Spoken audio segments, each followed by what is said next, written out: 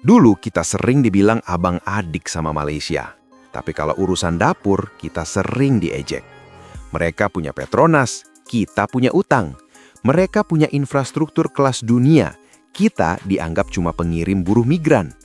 Bahkan di media sosial, narasi yang berkembang seringkali memosisikan Indonesia sebagai raksasa yang tidur dan gak bangun-bangun. Publik sering marah, kenapa kita yang punya segalanya tapi selalu kalah langkah? Tapi tahan dulu, buang semua narasi inferior itu ke tempat sampah. Per 20 Februari kemarin, peta kekuatan itu hancur berantakan. Saat dunia sibuk berdebat soal proteksionisme, Indonesia justru mengetuk pintu Gedung Putih dan keluar dengan kunci yang tidak dimiliki siapapun di ASEAN. Tarif 0% untuk 1.819 produk.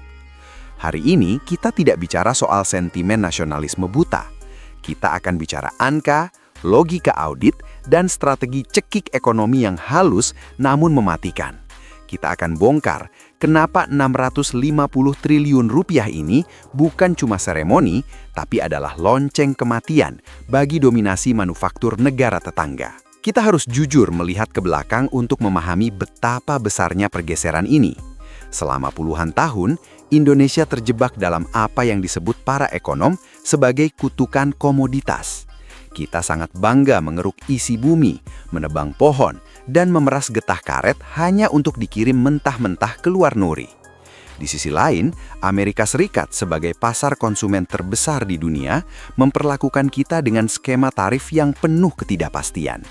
Kita sering diancam pencabutan fasilitas GSP, dan produk kita dibebani tarif rata-rata 19%, yang membuat barang-barang buatan anak bangsa selalu lebih mahal di rak-rak toko New York atau Los Angeles. Sementara kita sibuk dengan birokrasi yang gemuk dan ego sektoral, negara tetangga seperti Malaysia dan Vietnam mengambil celah tersebut. Mereka membangun industri hilir yang lebih matang.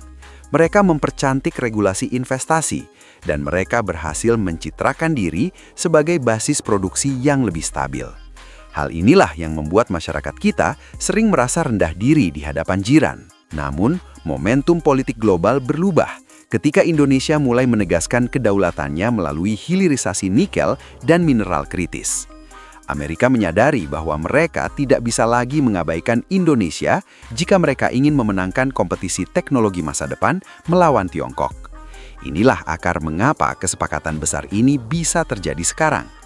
Ini bukan sekedar keberuntungan diplomatik, melainkan hasil dari pengkondisian geopolitik di mana Indonesia memegang kartu as berupa cadangan mineral yang sangat dibutuhkan oleh industri energi bersih Amerika.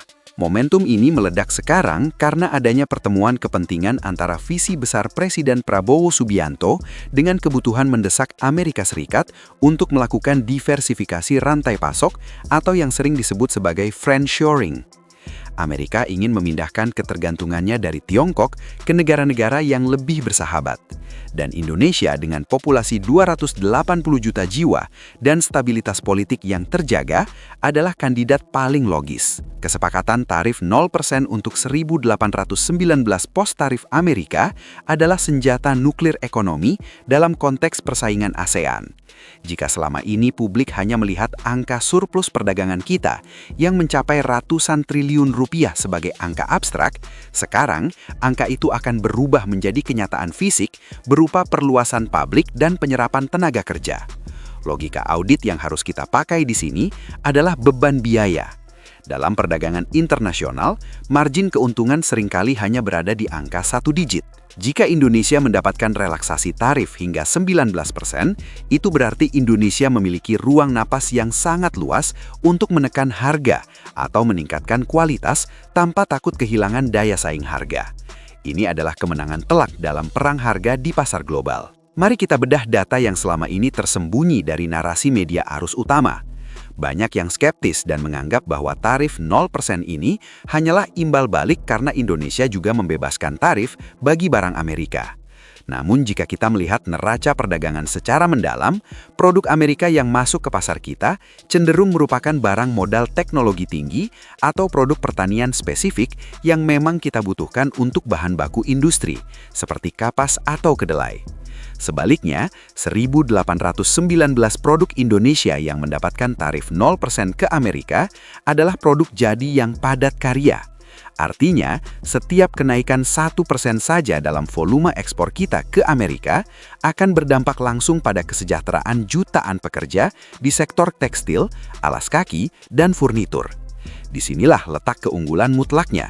Secara akumulatif, posisi Indonesia menjadi jauh lebih kuat karena kita mendapatkan akses pasar tanpa hambatan untuk produk yang menyerap banyak orang, sementara kita mengimpor barang yang meningkatkan efisiensi industri kita sendiri. Perbandingan tarif ini menjadi sangat menarik jika kita letakkan dalam konteks persaingan dengan Vietnam dan Tiongkok. Selama 1 dekade terakhir, Vietnam adalah primadona baru manufaktur dunia. Banyak pabrik dari Tiongkok pindah ke sana. Namun Vietnam masih menghadapi kendala tarif di kisaran 20% untuk banyak produk manufaktur mereka di pasar Amerika. Ditambah lagi dengan pengawasan ketat terhadap isu manipulasi mata uang. Tiongkok sendiri saat ini sedang babak belur akibat perang dagang dengan tarif yang bisa melonjak hingga 50%. Di tengah kekacauan tersebut, Indonesia tiba-tiba muncul dengan tarif 0%. Ini ibarat kita sedang balapan lari, di mana peserta lain harus memakai beban seberat 20 kg di punggung mereka. Sementara Indonesia diperbolehkan lari tanpa beban sama sekali.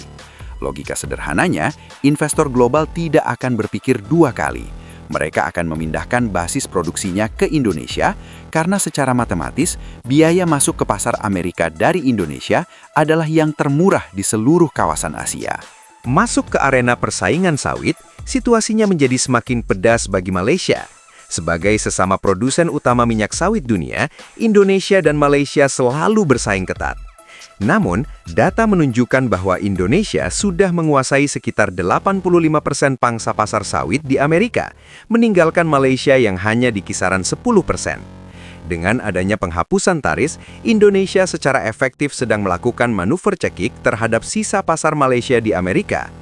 Perusahaan makanan besar dan industri kosmetik di Amerika akan beralih total ke pasokan dari Indonesia karena selisih harga akibat pajak yang hilang tersebut akan menambah margin keuntungan mereka secara signifikan.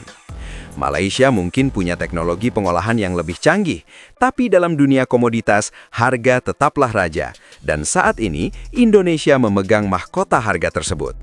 Malaysia kini harus bekerja ekstra keras untuk mencari pasar alternatif, atau mereka akan terpaksa menjadi penonton saat Indonesia terus memperlebar dominasinya di pasar Amerika yang sangat menggiurkan. Tidak hanya di sektor komoditas, daya tarik utama Indonesia sekarang adalah integrasi rantai pasok dalam paket investasi 650 triliun rupiah. Investasi dari Freeport-McMoRan untuk pengembangan mineral kritis di bawah koordinasi Danantara bukan hanya soal tambang. Ini adalah soal bagaimana Indonesia menjadi bagian dari tulang punggung teknologi masa depan Amerika. Mineral kritis adalah bahan baku baterai, kendaraan listrik, dan komponen kedirgantaraan. Dengan mengamankan pasokan dari Indonesia, Amerika secara tidak langsung memberikan jaminan perlindungan ekonomi bagi industri kita.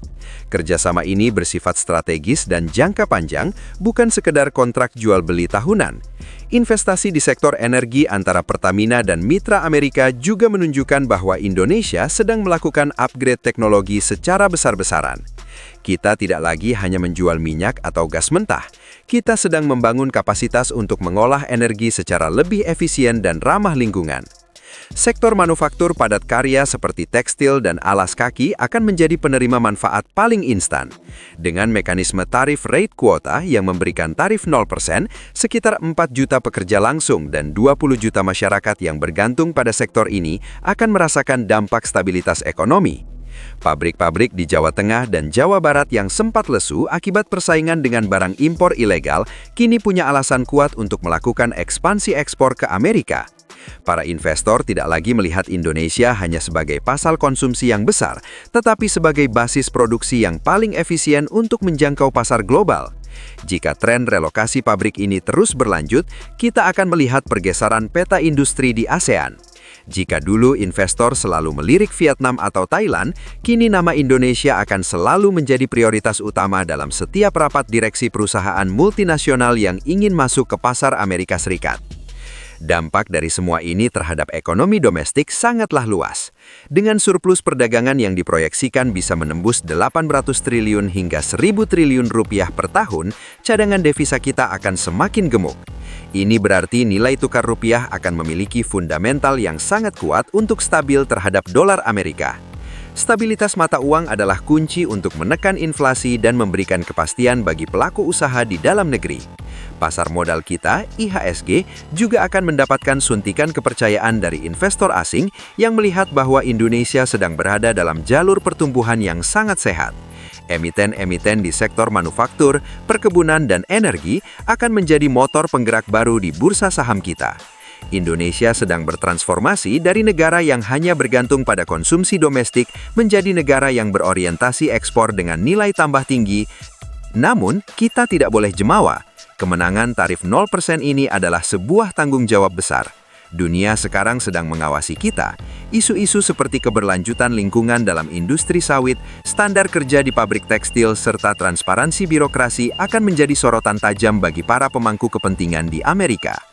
Jika kita gagal mempertahankan kualitas dan etika produksi, fasilitas ini bisa saja ditinjau kembali. Oleh karena itu, momentum ini harus dibarengi dengan perbaikan tata kelola di dalam negeri secara konsisten. Kita harus memastikan bahwa investasi 650 triliun rupiah ini benar-benar terdistribusi ke sektor-sektor strategis dan tidak menguap akibat praktik korupsi atau birokrasi yang berbelit-belit. Pemerintah harus menjadi fasilitator yang cekatan untuk menjembatani kepentingan investor Amerika dengan potensi tenaga kerja lokal yang melimpah. Visi besar dari semua rangkaian kebijakan ini adalah membawa Indonesia keluar dari jebakan pendapatan menengah atau middle income trap. Dengan menjadi pusat manufaktur baru di Asia Tenggara yang didukung oleh akses pasar tanpa tarif ke ekonomi terbesar dunia, kita punya peluang emas untuk melompat menjadi negara maju. Persaingan dengan Malaysia atau negara tetangga lainnya jangan lagi dilihat sebagai permusuhan, melainkan sebagai pelecut semangat untuk terus berinovasi. Indonesia sekarang sedang naik kelas, dari yang sebelumnya hanya dipandang sebagai penyedia bahan mentah, kini menjadi mitra strategis dalam rantai pasok teknologi dan industri global. Ini adalah awal dari babak baru di mana Indonesia tidak lagi hanya mengekor pada kebijakan negara lain, melainkan mulai menentukan arah arus perdagangan di kawasan. Kesimpulannya, apa yang terjadi saat ini adalah sebuah revolusi ekonomi yang tenang namun sangat berdampak sistemik. Kesepakatan tarif 0% dan investasi ratusan triliun adalah bukti nyata bahwa diplomasi ekonomi Indonesia telah mencapai level yang berbeda. Kita tidak lagi mengemis bantuan, kita menawarkan kemitraan yang saling menguntungkan di mana Amerika membutuhkan sumber daya kita dan kita membutuhkan pasar mereka. Dunia tidak lagi melihat Indonesia sebagai pasar yang bisa didikte. Hari ini, kita adalah mitra yang menentukan harga. Jika tetangga mulai merasa panas, itu bukan karena kita memicu api, tapi karena matahari ekonomi memang sedang berpindah tepat di atas kepala kita.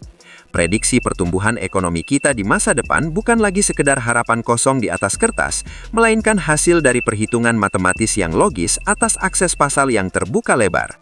Selamat datang di era di mana Indonesia berhenti menjadi penonton dan mulai menjadi pemain utama dalam panggung ekonomi dunia. Kita sudah bangun dari tidur panjang dan raksasa ini sekarang sedang berlari kencang menuju masa depannya yang gemilang. Akhir kata, ini bukan hanya soal memenangkan persaingan dengan jiran, ini adalah soal membuktikan kepada dunia bahwa bangsa ini mampu berdiri tegak dengan harga diri dan kekuatan ekonomi yang mandiri. Kesepakatan ini adalah fondasi, dan sekarang tugas kita semua untuk membangun gedung kejayaan di atasnya. Jangan biarkan momentum ini lewat begitu saja, karena sejarah hanya memihak kepada mereka yang berani mengambil peluang di tengah perubahan zaman yang penuh tantangan ini. Indonesia maju bukan lagi sekedar slogan, melainkan sebuah keniscayaan yang sedang kita saksikan bersama-sama hari ini.